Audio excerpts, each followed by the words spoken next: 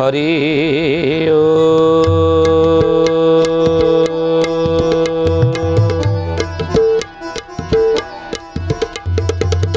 ओम भूर्भुवः स्वः तत्सवितुर्वरेण्यं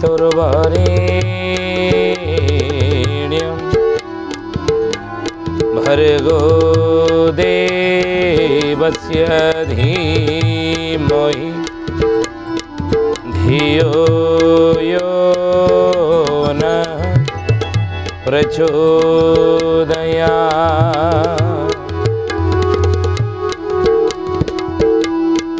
ध्यानामूलं गुरुर्मूर्ति पूजामूलं गुरुर्पदं मंत्रमूलं गुरुर्वाक्यं मोक्षमूलं गुरुर्कृपा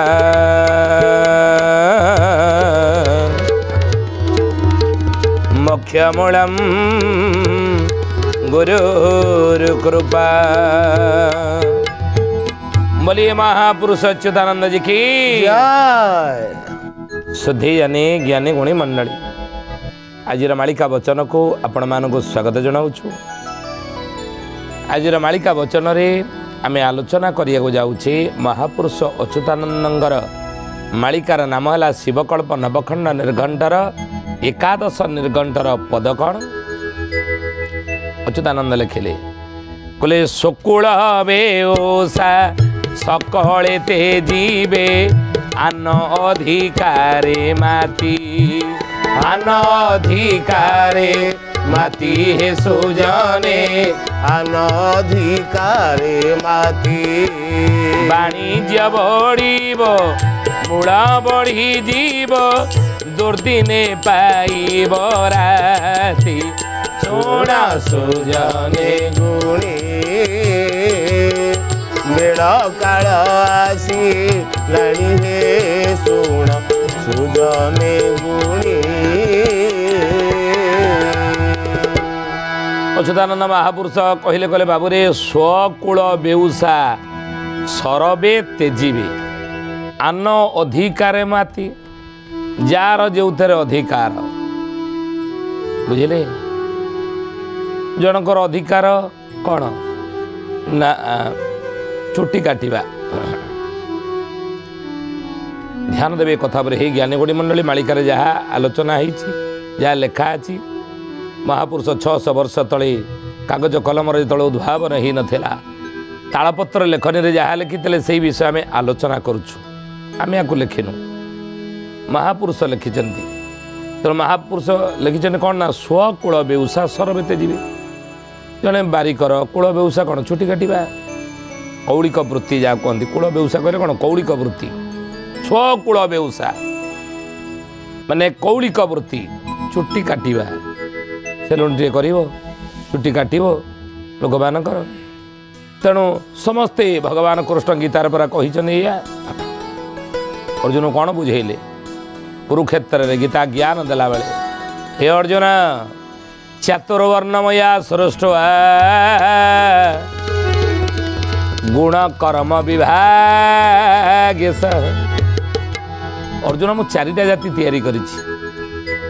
कौन कौन ना ब्राह्मण क्षत्रिय वैश्य शूद्र ये चारि जाति आउ चारि जाति तैयारी करुछि किभली तैयारी करुछि ना गुण कर्म विभाग सह गुण कर्म अनुसार मु जाति चारि जाति तैयारी करिछि। सुधीयानी महापुरुष वर्ण टीकार कहले सृष्टि भियाण ब्रह्मा जहूँ अला 56 कोटि जीव हियाइला 56 कोटि जीव भियाइला 56 कोटि जीव भियाइला। सृष्टि भियाण ब्रह्मा जहूँ कला अच्युतानंद कहते 56 कोटी जीव भिआइला ब्रह्मा जितेबाला सृष्टि सर्जना कले भियाण कले 56 कोटी जीवजंतु गढ़िले सत्व रजतम ये त्रिगुण व्यापी सृष्टि सर्जना ब्रह्मा कले कि पृथ्वी ये त्रिगुण व्यापी सृष्टि रे त्रीनि गुण सत्व रजतम त्रिगुण व्यापी सृष्टि रे कौन कले ब्रह्मा पंचभूत द्वारा संसार गढ़िले पृथ्वी अग्नि वायु जल आकाश क्षिति जल पावक गगन समीरा अर्थ पंचभूत ये शरीर पंचभूत तैयारी तेणु ये संसार मध्य ब्रह्मा सृष्टि कले पंचभूत नहीं तेणु सृष्टि भियाण ब्रह्मा जो कला 56 कोटी जीव भिआइला एवं से पंचभूत नामक सृष्टि रे ब्रह्मा कौन कले नद नदी बण बिल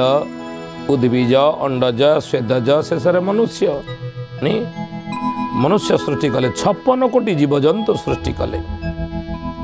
आ ये 56 कोटी जीवजंतु भितर अच्युतानंद कौन कहले तहिरे मानव होइला सारा वर्ण गोटी हेला परम बड़र वर्ण गोटी हेला परम बड़र वर्ण गोटी हेला परम बड़ अच्युतानंद महापुरुष कहते राम रे तहिरे मानव होइले सार ये 56 कोटी जीवजंतु भितर ध्यान देवे कथा उपरे तहिरे मानव होउची सार तहिरे मानव होइले सार मानव माने श्रेष्ठ बोलेले आउ से मनीष मानक समाजरे श्रृंखला समाजरे प्रतिटी कर्मरे श्रृंखला रखिबा पई भगवान कौन कले 4 जातिर सृष्टि कले कौन कौन ब्राह्मण क्षत्रिय वैश्य शूद्र ब्राह्मण क्षत्रिय वैश्य एवं शूद्र ये 4 वर्ण सृष्टि कले किमिति सृष्टि कले गीतार जहाँ भगवान कही अच्युतानंद महापुरुष से कथा कहले कौन कहले कहले वर्ण गोटी हेला कर्म बलरा ये जो 4 वर्ण सृष्टि कले ना ये कर्म बल ही वर्ण सृष्टि कले कर्म जी जो कर्म कर वर्ण से परिचित है से महापुरुष लिखिले कि कर्मरो वर्ण जे सृष्टि होइछि कर्म छड़ारे आओ नाही किछि कर्म छड़ारे आओ नाही किछि कर्म छड़ारे आओ नाही किछि कहले कर्मरो वर्ण जे सृष्टि होइछि जो वर्ण सृष्टि होइछि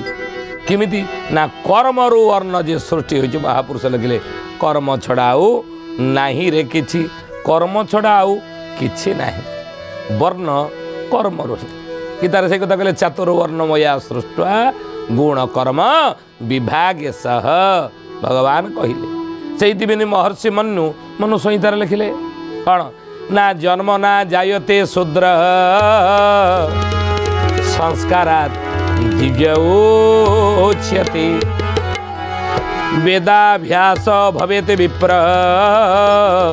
ब्रह्म जानाति ब्राह्मण मनु कहले महर्षि मनु संहितार ये हे ज्ञानी गुणी मंडली तेणु एथुर आमे जानिले जन्मरु समस्ते शूद्र होइकी जन्म ग्रहण करती बुझे शूद्र जन्म है शूद्र भाव से परिचित हुअନ୍ତି नहीं तापर कौन हुए ना बोलिए महापुरुष अच्युतानंद जी की जय श्रद्धे जाने ज्ञानी गुणी मंडली कहले बाबू रे ये सब कर्मरु वर्ण जे सृष्टि होइछि कर्म छड़ा आउ नाही रे केति कर्म छड़ा अलगा किछि नाही कारण आमे कहूनु कि जड़े कहूनी कि व्यक्ति विशेष कहूनी ताले कहूछि किए हे गुरुदेव ना गीता भागवत कहूछि जा कहूछि कुमार शुण तो ताहा कहूछि कुमार शुण तू ताहा कहूछि कुमार शुण तू ताहा कहले गीता भागवत कहूछि जहा ଶୁଣରେ କୁମର କହୁଛି ତାହା ଇଏ ମୁଁ କହୁନି ଗୀତା ଯାହା କହିଛନ୍ତି ଭାଗବତ ଯାହା କହିଛନ୍ତି ପୁରାଣ ଶାସ୍ତ୍ର ଯାହା କହିଛନ୍ତି ନୁହେଁ ତାହା ହିଁ ମୁଁ ତୁମକୁ କହୁଛି ମୁଁ ଗୀତା ଭାଗବତ ଯାହା ଲେଖା ଅଛି ମୁଁ ସେଇ କଥା କହୁଛି ମୋ ମନରୁ କିଛି କଥା କହୁନି କାରଣ ଗୀତା ଭାଗବତରେ ଲେଖା ଅଛି ଏ କଥା ଯେ କର୍ମରୁ ବର୍ଣ୍ଣ ଯେ ସୃଷ୍ଟି ହୋଇଛି କର୍ମ ଛଡ଼ା ଆଉ ନାହିଁରେ କିଛି କାହିଁକି ନା ଆପଣ ହେ ଜ୍ଞାନୀ ଗୁଣୀ ମଣ୍ଡଳୀ ମହାପୁରୁଷ ଲେଖିଲେ କହିଲେ ବାବୁରେ ସତ୍ୟ ଯୋଗ ଅଟେ ବ୍ରାହ୍ମଣ ବର୍ଣ୍ଣ ତ୍ରେତୟା ଯୁଗଟି କ୍ଷତ୍ରିୟ ଜାଣ ତ୍ରେତୟା ଯୁଗଟି କ୍ଷତ୍ରିୟ ଜାଣ ତ୍ରେତୟା ଯୁଗଟି କ୍ଷତ୍ରିୟ ଜାଣ କହିଲେ ସତ୍ୟ ଯୁଗ ଅଟେ ବ୍ରାହ୍ମଣ ବର୍ଣ୍ଣ ତ୍ରେତୟା ଯୁଗକୁ କ୍ଷତ୍ରିୟ ଜାଣ ନା ଗୁରୁଦେବ ଦ୍ୱାପର ଯୁଗ ନା ଦ୍ୱାପର ଯୁଗକୁ ବୈଶ୍ୟ ଯେ କହି କଳି ଯୁଗ ଗୋଟି ଶୂଦ୍ର ବୋଲାଇ କଳି ଯୁଗ ଗୋଟି ଶୂଦ୍ର ବୋଲାଇ କଳି ଯୁଗ ଗୋଟି ଶୂଦ୍ର ବୋଲାଇ ତେଣୁ କହିଲେ ଦ୍ୱାପର ଯୁଗକୁ ବୈଶ୍ୟ ଯେ କହି କଳି ଯୁଗ ଗୋଟି ଶୂଦ୍ର ବୋଲାଇ ବୁଝିଲେ ତେଣୁ ବର୍ଣ୍ଣ ଏ ଜ୍ଞାନୀ ଗୁଣୀ ମଣ୍ଡଳୀ କର୍ମରୁ ବର୍ଣ୍ଣ ଜନ୍ମରୁ ନୁହଁ ବୋଲି ଗୀତା ଭାଗବତ ବା ପଞ୍ଚସଖା ମାନେ ଏଇ ମତ ଦେଇଛନ୍ତି କାହିଁକି ନା ଆମେ ପଞ୍ଚସଖା ମାନେ ବିଭିନ୍ନ ବର୍ଣ୍ଣରେ ଜନ୍ମ ହେଇଥିଲେ ମଧ୍ୟ କିଏ କ'ଣ କାହା ମନ ଭିତରେ ସେଭଳି କିଛି ବିଦ୍ୱେଷ ଭାବ ଥିଲା ନାଇଁ ଜଗନ୍ନାଥ ଦାସ କ'ଣ କହୁଥିଲେ ମୁଁ ବ୍ରାହ୍ମଣ ତୁମ ସହିତ ମୁଁ ମିଶିବିନି ନା କହିଲେ ମହାପୁରୁଷ କହିଲେ ବାବୁରେ ଶୁଣ ରାମଚନ୍ଦ୍ର ଗୋପ କୁମାର ସେବାମ୍ବର ଶ୍ରୀକୃଷ୍ଣ ପୟର ସେବାମ୍ବର ଶ୍ରୀକୃଷ୍ଣ ପୟର ସେବାମ୍ବର ଶ୍ରୀକୃଷ୍ଣ ପୟର କହିଲେ ରେ ରାମଚନ୍ଦ୍ର ରେ ଗୋପକୁମାର ଯେହେତୁ ସେବା ଆମର ଶ୍ରୀକୃଷ୍ଣ ପୟର ପ୍ରଭୁଙ୍କର ତବ ପଦ ସେବା ଏକଇ ସମ୍ପଦ ଦେବକୁ ଯାହା ଦୁର୍ଲଭ ପ୍ରଭୁଙ୍କର ପଦ ସେବା ଯେହେତୁ ଆମର ଏକାନ୍ତ ଲକ୍ଷ୍ୟ ବା ଆମର ସର୍ବସ୍ୱ ପ୍ରଭୁ ପାଦ ସେବା କରିବା ଯେହେତୁ ସେବା କରିବା ପାଇଁ ଆମେ ଜନ୍ମ ହେଇଛୁ ଯୁଗେ ଯୁଗେ ସତ୍ୟ ଯୁଗେ ଆମ୍ଭେ ବ୍ରାହ୍ମଣ ଥିଲୁ ତ୍ରେତୟା ଯୁଗରେ କ୍ଷତ୍ରିୟ ହେଲୁ ତ୍ରେତୟା ଯୁଗରେ କ୍ଷତ୍ରିୟ ହେଲୁ ତ୍ରେତୟା ଯୁଗରେ କ୍ଷତ୍ରିୟ ହେଲୁ କହିଲେ ସତ୍ୟ ଯୁଗେ ଆମେ ବ୍ରାହ୍ମଣ ଥିଲୁ ଧ୍ୟାନ ଦେବେ କଥା ଉପରେ ହେ ଜ୍ଞାନୀ ଗୁଣୀ ମଣ୍ଡଳୀ ପଞ୍ଚସଖା ମାନେ ସତ୍ୟ ଯୁଗରେ ବ୍ରାହ୍ମଣ କୂଳରେ ଜନ୍ମ ହେଇଥିଲେ ସତ୍ୟ ଯୁଗେ ଆମେ ବ୍ରାହ୍ମଣ ଥିଲୁ ତ୍ରେତୟା ଯୁଗରେ କ୍ଷତ୍ରିୟ ହେଲୁ ଆଉ ଦ୍ୱାପର ଯୁଗରେ ଭଗବାନ କୃଷ୍ଣଙ୍କ ସହିତ ଆମେ ଗୋଗଷ୍ଟରେ ଗୋରୁ ଚଳେଇଲୁ ବୈଶ୍ୟ କର୍ମ କଲୁ କ୍ଷୀର ବିକିଲୁ ଦହି ବିକିଲୁ ଛେନା ବିକିଲୁ ଲହୁଣୀ ବିକିଲୁ ଘିଅ ବିକିଲୁ ବେପାରୀ କାମ ନୁହଁ କି ଏ ବେପାରର କାମ ନୁହଁ କି ତେଣୁ ବୈଶ୍ୟ ବୋଲେଇଲୁ ଧ୍ୟାନ ଦେବେ କଥା ଉପରେ ପଞ୍ଚସଖା ମାନେ କହୁଛନ୍ତି ତେଣୁ ସେବା ଆମ୍ଭର ଯେ କୃଷ୍ଣ ପୟର ଯେହେତୁ ସେବା କେବଳ କୃଷ୍ଣ ପୟର କଳି ଯୁଗରେ ତେଣୁ ତହୁଁ ପଞ୍ଚସଖା ଶୂଦ୍ର ହୋଇଲୁ ଜ୍ୟେଷ୍ଠ କନିଷ୍ଠ ବାରି ନ ପାରିଲୁ ଜ୍ୟେଷ୍ଠ କନିଷ୍ଠ ବାରି ନ ପାରିଲୁ ଜ୍ୟେଷ୍ଠ କନିଷ୍ଠ ବାରି ନ ପାରିଲୁ ତହୁଁ ପଞ୍ଚସଖା ଶୂଦ୍ର ହୋଇଲୁ ଜ୍ୟେଷ୍ଠ କନିଷ୍ଠ ବାରି ନ ପାରିଲୁ ଆମେ ବିଭିନ୍ନ ବର୍ଣ୍ଣରେ ପଞ୍ଚସଖା ମାନେ ଜନ୍ମ ହେଇଥିଲେ ମଧ୍ୟ ଯେହେତୁ ଆମେ ଜନ୍ମ ହେଇଛୁ କଳି ଯୁଗରେ ଯୁଗେ ଯୁଗେ ଜନ୍ମ ହେଇଛୁ ପ୍ରଭୁଙ୍କର ପଦ ସେବା କରିବା ପାଇଁ ପଞ୍ଚସଖା ମାନେ ପ୍ରଭୁଙ୍କର ଅଙ୍ଗରୁ ଆମେ ଜାତ ଆମେ ଜନ୍ମ ହେଇଛୁ ପ୍ରଭୁଙ୍କର ପଦ ସେବା କରିବା ପାଇଁ ଆଉ ଯେହେତୁ କୃଷ୍ଣ ପଦ ସେବା ଆମର ଏକାନ୍ତ ଆମର ଇଏ ଲକ୍ଷ୍ୟ ଆଉ ସେଇଥିପାଇଁ ସେବା କରିବା ପାଇଁ ଆସିଛୁ ତହୁଁ ପଞ୍ଚସଖା ଶୂଦ୍ର ହୋଇଲୁ ଆମେ ନିଜକୁ ଶୂଦ୍ର ବୋଲି ସମାଜ ନିକଟରେ ଆମର ପରିଚୟ ଦେଇଛୁ ଶୂଦ୍ର ଆମେ ନୁହେଁ ବୋଲି ମହାପୁରୁଷ ଅଚ୍ୟୁତାନନ୍ଦ ଜୀ କି ଜୟ ଶ୍ରଦ୍ଧେ ଜ୍ଞାନୀ ଗୁଣୀ ମଣ୍ଡଳୀ ଆଜିର ମାଳିକା ବଚନରେ ଆମେ ଆଲୋଚନା କରୁଛେ ଅଚ୍ୟୁତାନନ୍ଦ ମହାପୁରୁଷଙ୍କର ମାଳିକାର ନାମ ହେଲା ଶିବକଳ୍ପ ନବଖଣ୍ଡ ନିର୍ଘଣ୍ଟ ଶିବକଳ୍ପ ନବଖଣ୍ଡ ନିର୍ଘଣ୍ଟର ଏକାଦଶ ନିର୍ଘଣ୍ଟର ପଦ ହେଲା କ'ଣ ସ୍ୱକୂଳ ବେଉସା ସରବେତେ ଯିବେ ନିଜ ବେଉସାରେ କେହି ରହିବେ ନାହିଁ ଯାହାର ଯେଉଁ ବର୍ଣ୍ଣର ଯେଉଁ ବେଉସା ସେ ସେଇ ବେଉସାରେ ରହିବ ନାହିଁ ସେ କଥା ଆମେ ଆଲୋଚନା କରୁଛେ ନ ରହିଲେ କ'ଣ ହେବ ସେ ବିଷୟ ଆମେ ଆଲୋଚନା କରୁଛେ ମହାପୁରୁଷ କହିଲେ ବାବୁରେ ତହୁଁ ପଞ୍ଚସଖା ଶୂଦ୍ର ହୋଇଲୁ ଜ୍ୟେଷ୍ଠ କନିଷ୍ଠ ବାହାରି ନ ପାରିଲୁ ସେଇ ଜ୍ୟେଷ୍ଠ କିଏ ବଡ଼ କିଏ ସାନ କିଏ ଏଗୁଡ଼ିକ ଆମ ଭିତରେ ସେ ଚିନ୍ତା ସେ ଭାବନା ସେ ବିଚାର ନଥିଲା। ତେଣୁ ପଞ୍ଚସଖା ମାନେ ବ୍ରାହ୍ମଣ ନୋହୁଁ ବୈଶ୍ୟ କ୍ଷତ୍ରିୟ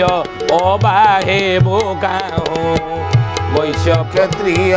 ଅବାହେ ବୋକାହୁଁ ବୈଶ୍ୟ କ୍ଷତ୍ରିୟ ଅବାହେ ବୋକାହୁଁ। ତେଣୁ ପଞ୍ଚସଖା ମାନେ ଆମେ ବ୍ରାହ୍ମଣ ନୋହୁଁ ଆଉ ବୈଶ୍ୟ କ୍ଷତ୍ରିୟ ଅବାହେ ବୋକାହୁଁ।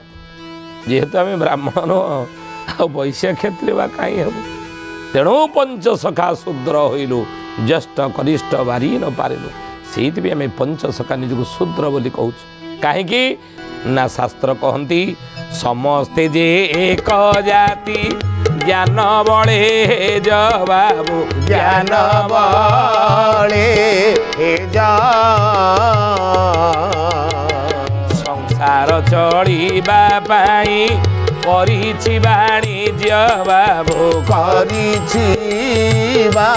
ନିଜ ସୁଧୀୟନେ ମହାପୁରୁଷ କହିଲେ ସମସ୍ତେ ଯେ ଏକ ଜାତି ଜ୍ଞାନ ବଳେ ହେଜ। ମନ ଦେଇକି ଶୁଣନ୍ତୁ ଏ କଥା ଛୋଟିଆ ଜିନିଷ ଆମେ ଆଲୋଚନା କରୁନେ ଛୋଟିଆ କଥା ଆମେ ଆଲୋଚନା କରୁନେ ଯେ କୈବର୍ତ୍ତ ଗୀତାରେ କହିଲେ ସମସ୍ତେ ଯେ ଏକ ଜାତି ଜ୍ଞାନ ବଳେ ହେଜ। ଯଦି ଜ୍ଞାନ ନେତ୍ର ଆପଣ ଖୋଲିବେ ଯଦି ଜ୍ଞାନ ଚକ୍ଷୁ ଉନ୍ମିଳିତ କରିବେ ତାହେଲେ କ'ଣ ଦେଖିବେ ନା ସମସ୍ତେ ଯେ ଏକ ଜାତି ଜ୍ଞାନ ବଳେ ହେଜ। ତାହେଲେ ବିଭିନ୍ନ ବର୍ଣ୍ଣ କାହିଁ ସୃଷ୍ଟି ହେଇଛି ନା ସଂସାର ଚଳିବା ପାଇଁ କରିଛି ବାଣିଜ୍ୟ। ଏ ସଂସାର ଗୋଟେ ଶୃଙ୍ଖଳାରେ ଚଳୁ ଏବଂ ଏ ସଂସାର ଗୋଟିଏ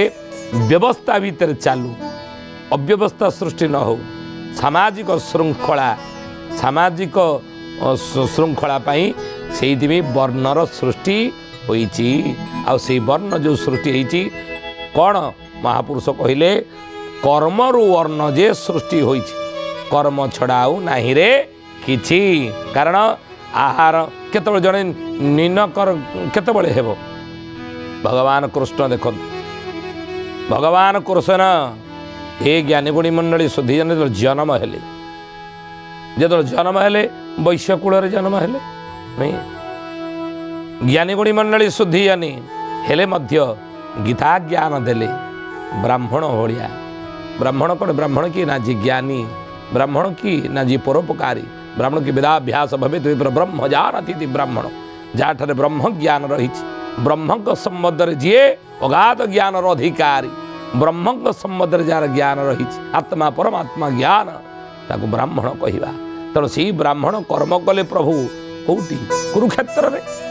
କୁରୁକ୍ଷେତ୍ରରେ ଅର୍ଜୁନକୁ ଗୀତା ଜ୍ଞାନ ଦେଲେ ପ୍ରତିଟି ପ୍ରଶ୍ନର ଉତ୍ତର ଦେଇନାହାନ୍ତି କି ଯାହା ଯାହା ସିଏ ଶଙ୍କା ତା ମନ ଭିତରେ ଦେଲା ଶଙ୍କାର ସମାଧାନ କରିଦେଲେ। ଅର୍ଜୁନ ପଚାରିଥିଲା ନିଜର ଆତ୍ମୀୟ ସ୍ୱଜନମାନଙ୍କୁ ମାରି ହସ୍ତିନା ସିଂହାସନ ଲାଭ କରିବାର କ'ଣ ରହିଛି ଯଶ କ'ଣ ରହିଛି ସୁଖ କି ସୁଖ ମୁଁ ପାଇବି କି ଯଶ ଅର୍ଜନ କରିବି ସମାଜକୁ କ'ଣ କହିବି ରେ ନିଜ ଭାଇକି ମାରିକିରି ସିଂହାସନ ବସିଛି ସମାଜ ନିନ୍ଦା କରିବ ଯଶ ବଢ଼ିବ ମୋର ହେ ଗୋବିନ୍ଦ ହେ କେଶବ ମୋ ଭାଇ କହିବେ ଭାଇ ମରାଇ ଇଏ ଭାଇ ମାରିକି ସିଂହାସନ ପାଇଲା ଯଶ ଲୋକକୁ ମୋ ଯଶ ଗାନ କରିବି ଅପନିନ୍ଦା କରିବି ତେଣୁ କି ଯଶ ପାଇବି ଏ ଯୁଦ୍ଧ କରିବି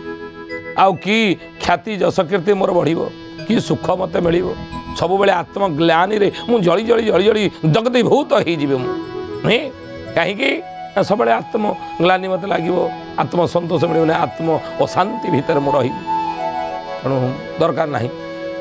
ନାହିଁ ଯୁଦ୍ଧ ଗାଣ୍ଡିବ ଖସି ପଡ଼ିଲା ପ୍ରଭୁଙ୍କର ଘାର ବିନ୍ଦୁର ବାହାରିଲା 18 ଅଧ୍ୟାୟ ଗୀତା ଯାହା ପଚାରିଲେ ତାହା ଉତ୍ତର ଦେଲେ ମାରିକି ରଖିଦେଇଛି ଏଗୁଡ଼ା ସବୁ ମାରିକି ରଖିଦେଇଛି ତତେ କେବଳ ଶ୍ରେୟ ଦେବା ପାଇଁ ଧରେଇଛି ଯୁଦ୍ଧ ଗାଣ୍ଡିବ ଯୁଦ୍ଧ କର ଫଳର ଆଶା କରନା ବୁଝିଲେ ବ୍ରାହ୍ମଣ ହେଇ ଗୀତା ଜ୍ଞାନ ଦେଲେ ଅର୍ଜୁନକୁ ନୁହେଁ। ତେଣୁ ଜ୍ଞାନୀ ଗୁଣୀ ମଣ୍ଡଳୀ ଯିଏ ଯେତେବେଳେ କର୍ମ ଯାହାର କର୍ମ ଆମେ ଦେଖିଲେ ବ୍ରାହ୍ମଣୋଚିତ କର୍ମ କ୍ଷତ୍ରିୟ କର୍ମ କଲା ଇଏ ବୈଶ୍ୟ କର୍ମ କଲା ତାହେଲେ ସିଏ ସେଇ ବର୍ଣ୍ଣରେ ସମାଜରେ ପରିଚିତ ହେବ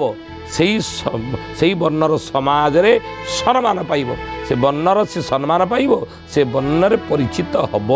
ବୁଝିଲେ। ଜଣେ ଆପଣ ଯିବେ ଅନ୍ୟ ଗୋଟେ ବର୍ଣ୍ଣର ଲୋକ ଯଦି ସେଲୁନ ଗୋଟେ କରିଥିବ ଆପଣ ସେ ଚୁଟି କାଟିବେ କ'ଣ କହିବେ ମୁଁ ଯାଉଛି ସେଲୁନକୁ ବାରିକ ଦୋକାନରେ ଚୁଟି କାଟିବାକୁ କହିବେନି कहे ना नहीं तेणु से वर्ण से परिचित है ना यही कथा अच्युतानंद बरामालिका लिखिं यही कथा महापुरुष लिखिं कहले बाबू रे सो कूल बेउसा सरबे तेजिबे समस्ते निजर कूल बेउसा तेजिबे बुझे या लिखिं ज्ञानी गुड़ी मंडली समाजर श्रृंखला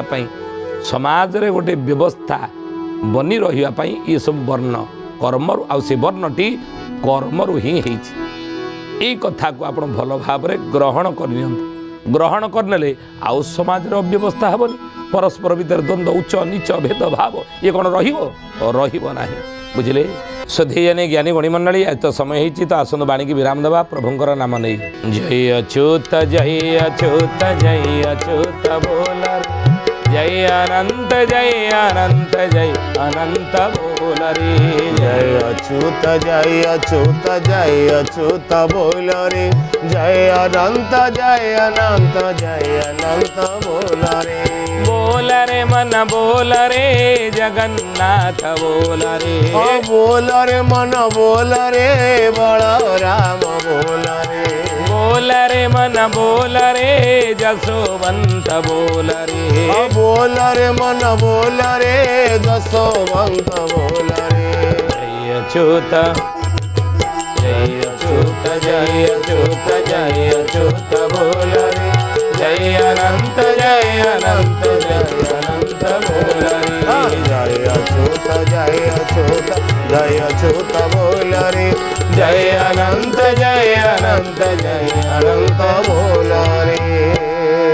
सुधी यानी ज्ञानी गुणी मंडली आज आसतु बाणी के ठारे विराम देवा पुणी आसंता अध्याय भेट होगा रोचु हरि ओम शांति शांति शांति सर्वारिष्ट सुशांति भवतु।